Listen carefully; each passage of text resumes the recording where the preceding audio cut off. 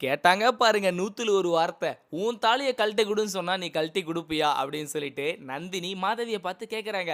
அப்போ "உன் தாலியும் என் தாலியும் ஒண்ணா நந்தினி?" அப்படின்னு கேட்கறாங்க. "தாலின்றது ஒண்ணுதாம்மா. உங்களுக்கு உன் புருஷன் கட்டுனான்னா, எங்களுக்கு என் புருஷன் கட்டுனாரு. ஸோ எல்லாருக்குமே ஒண்ணு தான். அதுவும் பெண்களுக்கு, தமிழர் பெண்களுக்கு தாலின்றது ஒரு வேலி மாரி." அப்படின்னு பார்த்தீங்கன்னா பேசிட்டு இருப்பாங்க. "என்கிட்டயே எதிர்த்து பேச ஆரம்பிச்சுட்டியா?" அப்படின்னு பார்த்தீங்கன்னா, இவங்க 2 பேரும் பேசிட்டு இருக்கும்போதே அர்ச்சனா பார்த்தீங்கன்னா என்ட்ரி குடுப்பாங்க. அர்ச்சனா டோர திறந்து இந்த வீட்ட பார்க்கும்போதே நம்ம நந்தினிய தான் யோசிப்பாங்க. ஸோ இவள எப்படியாச்சும் இந்த இடத்துலேருந்து அடிச்சு துரத்தணும். அந்த இடத்துக்கு நாம போணும். இதுக்கு மேலே இவள இந்த வீட்ல விட்டு வைக்கவே கூடாது அப்படின்னு பார்த்தீங்கன்னா நெனச்சுட்டு உள்ள வருவாங்க. கல்யாணத்துக்கிட்ட சூர்யா எங்கன்னு கேட்கவும், "மேல இருக்காரும்மா" அப்படின்னு சொல்லி அனுப்புவாங்க. மேல போன உடனே பார்த்தீங்கன்னா, சூர்யா சாருக்கு நந்தினி ட்ரெஸ் மாத்தி விட்டுட்டு இருப்பாங்க. அந்த டைம்ல போயிட்டு சூர்யான்னு உள்ள போயிடுவாங்க அர்ச்சனா. ஸோ இத பார்த்த உடனே சூர்யாவுக்கு கோவம் வந்து, "உனக்கெல்லாம் மேனஸே இல்லையா? ஒரு வீட்டுக்குள்ள வர, அதுவும் 2 பேர் இருக்கிற வீட்டுக்குள்ள வர, கதவ தட்டிட்டு வரணும்னு கொஞ்சம் கூடவா மேனஸ் இல்ல?" அப்படின்னு பார்த்தீங்கன்னா சொல்லுவாரு. ஸோ நந்தினி அம்மா எப்போ வந்தீங்க? வாங்க உனக்கு காஃபி போட்டு கொண்டு வரேன் அப்படின்னு பார்த்தீங்கன்னா, அவங்க கிச்சனுக்கு போகவும், சூர்யா கிட்ட போயிட்டு ஒரு கேள்வி கேட்குவாங்க பாருங்க நம்ம அர்ச்சனா.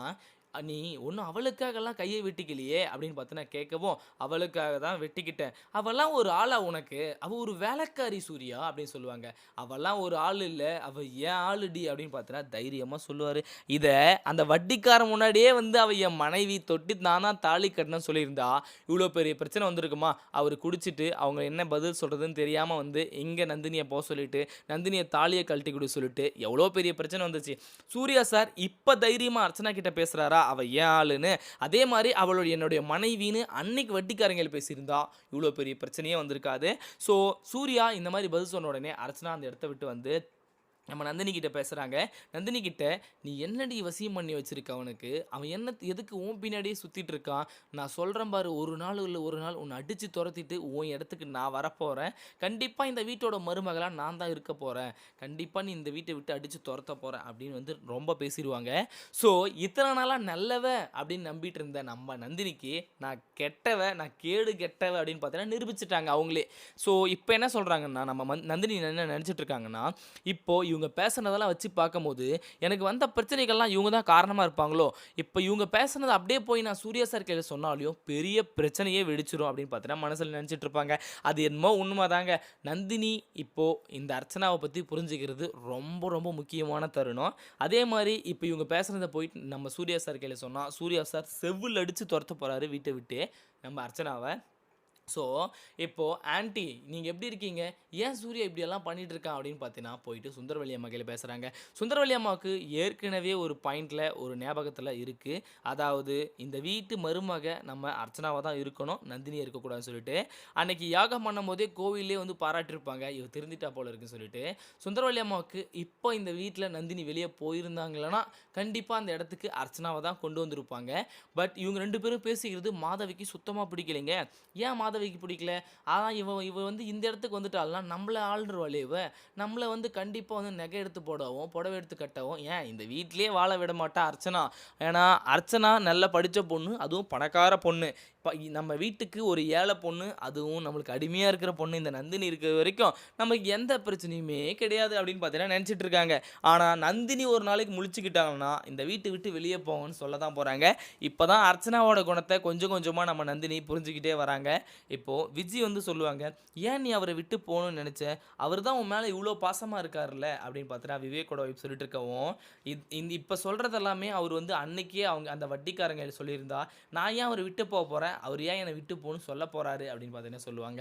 ஸோ, இப்ப அருணாச்சல ஐயாவும் 2 பேர் கையில என்ன சொல்லுவாருன்னு பார்த்தீங்கன்னா, "தப்போ, சரியோ 2 பேரும் பிரியணும்னு ஆசைப்பட்டீங்க. ஆனா உங்களாலயே பிரிய முடியல. நீங்க 2 பேரும் அன்பும் காதலோட சேர்ந்திருக்கீங்க. நீ சொன்னத அவ நிறைவேத்தலான்னு பார்த்தா, ஆனா உனக்கு பிடிக்காம கையறுத்துக்கிட்ட. நான் எப்படியாச்சும் இந்த வீட்ட விட்டு போணும்னு பார்த்தா, கையறுத்துக்கிட்டதுக்காகாம அவளும் உன்ன தேடி வந்துட்டா. ஸோ 2 பேருக்குமே காதலும் இருக்கு, அன்பும் இருக்கு. நீங்க ஏன் பிரிஞ்சு வாழணும்? நீங்க சேர்ந்தே வாழுங்க. ஒரு குழந்தையோ, ஒரு பேரனோ, ஒரு பேத்தியோ எனக்காக பெத்துக் குடுங்க." அப்படின்னு பார்த்தீங்கன்னா சொல்லுவாங்க. இந்த வீட்டோட முதல் வாரிச அவ பெக்கவே கூடாது அப்படின்னு பார்த்தீங்கன்னா சுந்தரவல்லி அம்மா நினைச்சிட்டு இருக்காங்க. இப்ப சுந்தரவல்லி அம்மாவுக்கு ஒரு தைரியம் இருக்குங்க. இது நாள் வரைக்கும் இவங்க 2 பேரும் சேர்ந்து வாழலன்றது. ஏன்னா, அன்னைக்கு அந்த சண்டை நடக்கும்போது, டோர் பக்கத்துல இருந்தே அவங்க ரூம் பக்கத்துல இருந்தே ஒட்டு கேட்டாங்க இல்லையா? ஸோ இதுக்கு மேலேயும் இவங்க 2 பேரும் ஒண்ணு சேர்ந்து வாழ மாட்டாங்கன்ற தைரியம் பார்த்தீங்கன்னா அவங்களுக்கு இருக்கு. ஆனா கூடிய சீக்கிரமே வந்து பேரனோ, பேத்தியோ உண்மையிலேயே அருணாச்சல ஐயாவுக்கு பெத்துக் கொடுக்க தான் போறாங்க நந்தினியும், சூர்யாவும். இப்போ நம்ம ரேணுகாவால தான் இவ்வளோ பெரிய பிரச்சனையே போயிட்டுருக்கு. ரேணுகா நம்ம அர்ச்சனாவ பார்த்த உடனே, "அம்மா எப்படி இருக்கீங்க? எப்போ வந்தீங்க? நல்லா இருக்கீங்களா?" அப்படின்னு பார்த்தீங்கன்னா கேட்டுருவாங்க. ஸோ வாய மூடிட்டு ஓரம் போடி, நீயே காட்டி குடுத்துருவ போல இருக்குது. நீ ஏன் ஆளுன்னு அப்படின்னு பார்த்தீன்னா, அந்த பக்கம் தள்ளி விட்டுருவாங்க. ஸோ அர்ச்சனா இப்போ நம்ம ரேணுகாவுக்கு கால் பண்ணி, "ரேணுகா அவ என்ன சொன்னா தெரியுமா என்கிட்ட? கண்டிப்பா நான் இந்த இடத்துல தான் இருப்பேன்" அப்படின்னு பார்த்துட்டு சொல்லிட்டு இருக்கா. இதுக்கு மேலேயும் ஒரு நிமிஷம் கூட லேட் பண்ணக்கூடாது. இதுக்கு மேல அடிக்கிற அடி ஒண்ணும் பார்த்தீங்கன்னா ஸ்ட்ராங்கா டபுளா இருக்கணும்.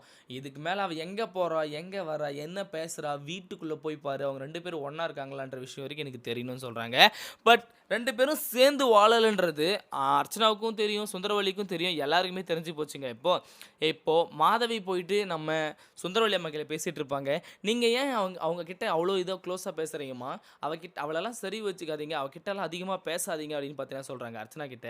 ஏன்னா அர்ச்சனா வர்றது தான் நம்ம மாதவிக்கு சுத்தமா பிடிக்கலையே. நந்தினி தான் இந்த வீட்ல இருந்தா நாம ஆள முடியும்னு நெனச்சிட்டு இருக்காங்க இல்லையா? அதனால தான் இந்த பிரச்சனை போயிட்டுருக்கு. ஏம்மா எப்படியாச்சும் சூர்யாவ இப்ப குடிப்பழக்கத்துலேருந்து மட்டும் மீத்துட்டு, அப்புறம் சூர்யா நல்லபடியா இருக்குவான். அவனுடைய பழைய ஆஃபீஸுக்கு போறதும், அவன் மீட்டிங் அட்டெண்ட் பண்றதும், அவன் டெண்டர் எடுக்கிறதும் அவன பார்த்தாவே அந்த டெண்டர் எடுக்கணும்னு கூட ஆசைப்பட மாட்டாங்க. அந்த அளவுக்கு வந்து திறமையானவன்மா. குடியால தான் இப்படி இருக்கான். தயவு செஞ்சு அந்த குடிய மட்டும் இப்ப கையடிப்பட்டு இருக்க ஸ்டேஜ்லயே வந்து அவனுக்கு திருத்தி குடுத்துருமா அப்படின்னு பார்த்தீங்கன்னா, ப்ளீஸ்ன்னு சொல்லிட்டு போவாரு அருணாச்சல ஐயா.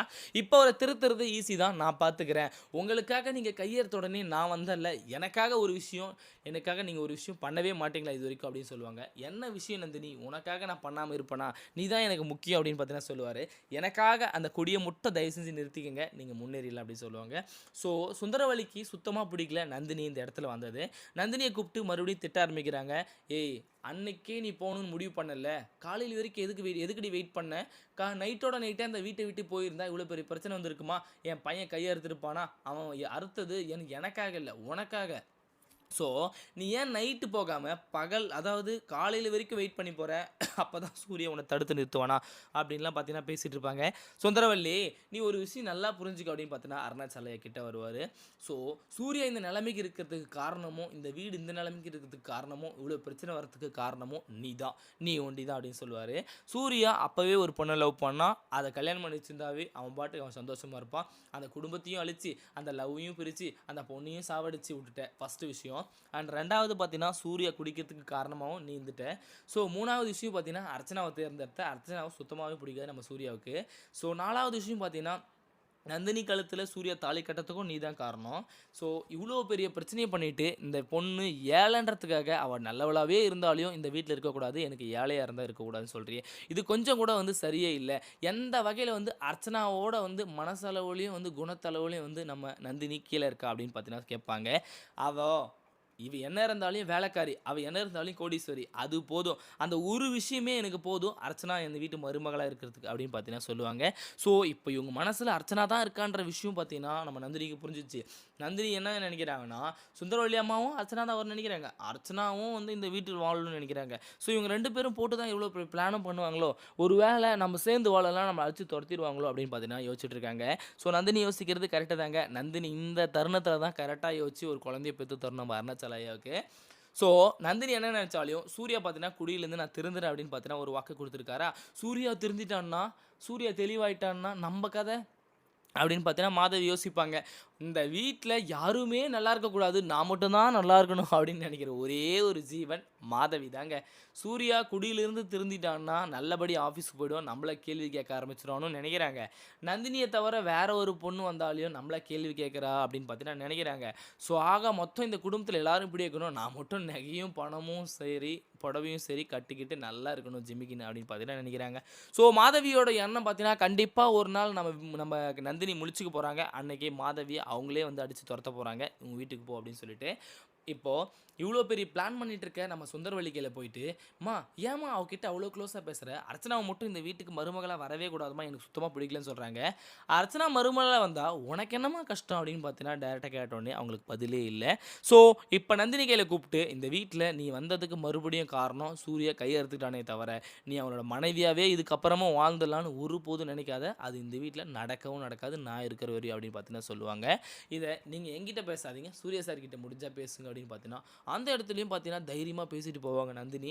நந்தினி இப்படி பேசுறது எல்லாருக்குமே கடுப்பா இருந்தாலும், நந்தினி இப்ப புது நந்தினியா வந்திருக்காங்க இந்த வீட்டுக்குள்ள. ஏன்னா, நல்லவங்க யாரு, கெட்டவங்க யாரு அப்படின்னு பார்த்தீங்கன்னா, ஒரு வகையில அவங்களுக்கு புரிஞ்சு போச்சு. இந்த அர்ச்சனா இத்தனை நாளா இருந்தது தான் முகமூடி. இதுதான் ஒரிஜினல் முகம் அப்படின்னு பார்த்தீங்கன்னா உங்களுக்கு தெரிஞ்சிருச்சுங்க. ஸோ இதே மாரி இன்ட்ரஸ்டிங்கான வீடியோவ நீங்க பார்த்து தெரிஞ்சுக்க நம்ம சேனல சப்ஸ்கிரைப் பண்ணி பெல் ஐகான கிளிக் பண்ணிக்கங்க. அப்பதான் நான் போடுற வீடியோ அடுத்தடுத்து உங்களுக்கு நோட்டிஃபிகேஷனா வரும். அடுத்த வீடியோல சந்திக்கலாம். பாய்.